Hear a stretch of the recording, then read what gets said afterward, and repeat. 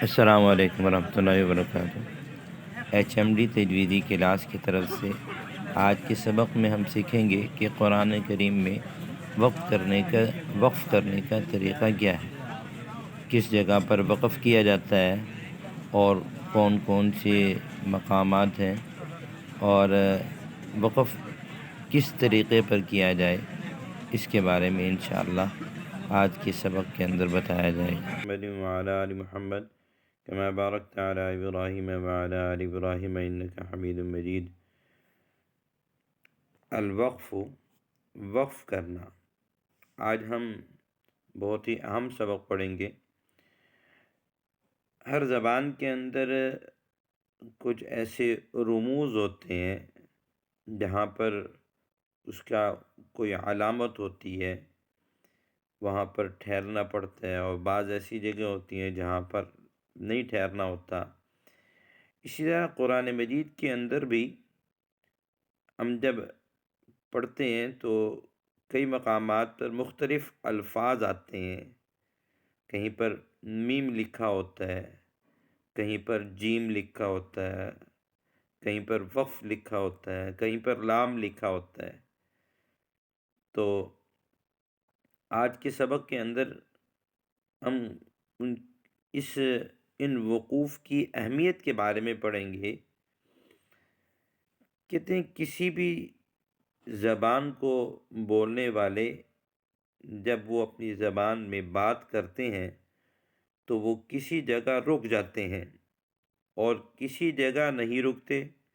یہ رکنا اور نہ رکنا معنی کے اعتبار سے تو ہوتا ہے، بالکل اسی طرح قرآن مجید میں بھی کچھ جگہ ایسی ہیں جہاں رکنا چاہیے اور کچھ جگہ ایسی ہیں جہاں نہیں رکنا چاہیے۔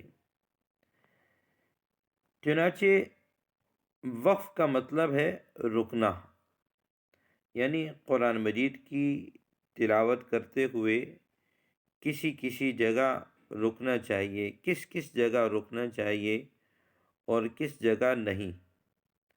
جو آدمی قرآن مجید کا ترجمہ نہیں جانتا، اسے چاہیے کہ وہ صرف اسی جگہ وقف کرے جہاں جہاں وقف کے نشانات لگے ہوئے ہیں۔ بغیر ضرورت کے درمیان میں سانس نہ توڑے، بغیر ضرورت کے درمیان میں سانس نہ توڑے، کیونکہ ایسا کرنے سے آیت کا ترجمہ اور مطلب بعض اوقات تبدیل ہو جاتا ہے۔ میں اس کی تھوڑی سی چھوٹی سی ایک مثال دیتا ہوں۔ جیسے کوئی شخص یہ کہتا ہے مت جاؤ بات سنو۔ اب اس کے اوپر اگر وقف کیا جائے، مت جاؤ، اور وقف کر کے پھر بولا جائے مت جاؤ بات سنو، ٹھہر کر پھر بات کو سنو۔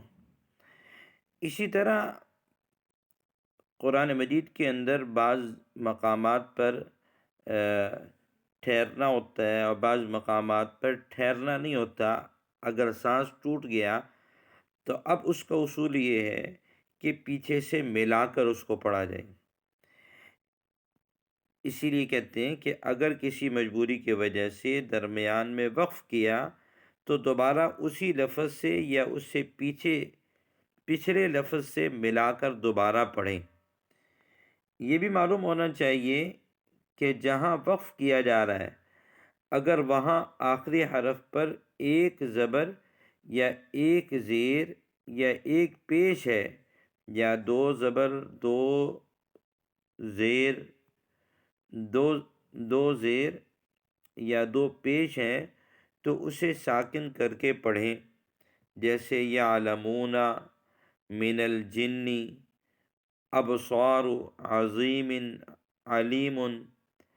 ان پر اگر وقف کریں تو پھر آخری حرف کو ساکن پڑھیں گے، جیسے یعلمون من الجن ابصار، عظیم، علیم۔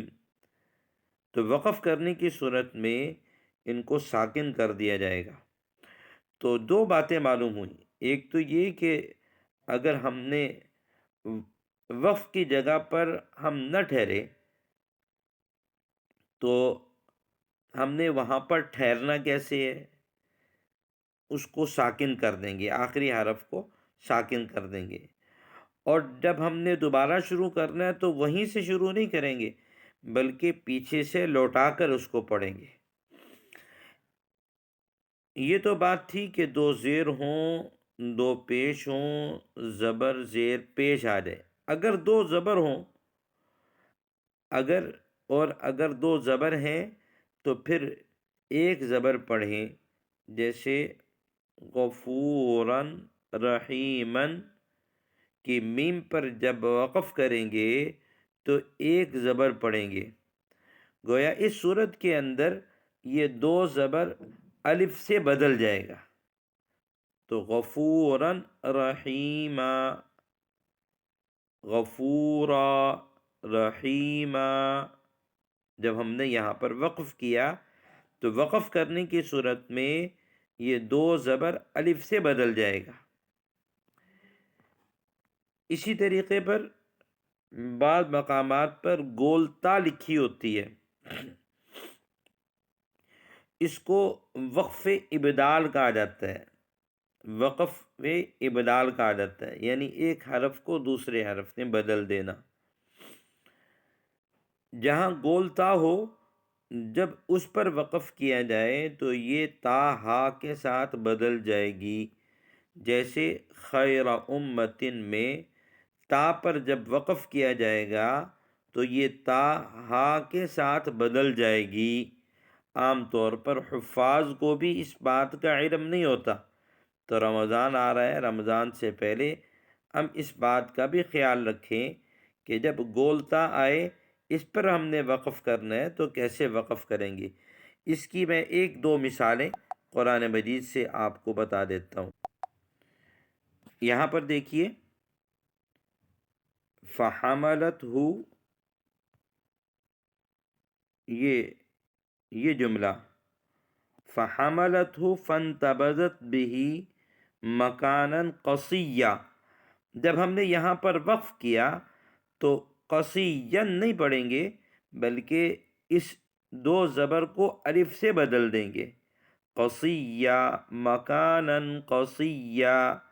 اب یہاں پر ایک اور بات بھی یاد رکھیے کہ جب مکانن کے اوپر اگر ہم ٹھہر گئے، یہ مکانن کے اوپر اگر ہم ٹھہر گئے، مکانن کے اوپر ٹھہریں گے، مثلا ہم نے پڑھا فحملتہ فانتبذت بہ مکانا، اب آگے قصیہ کے اوپر سے شروع نہیں کریں گے بلکہ پیچھے سے ملا کر پڑھا جائے گا، فانتبذت بہ مکانا قصیا۔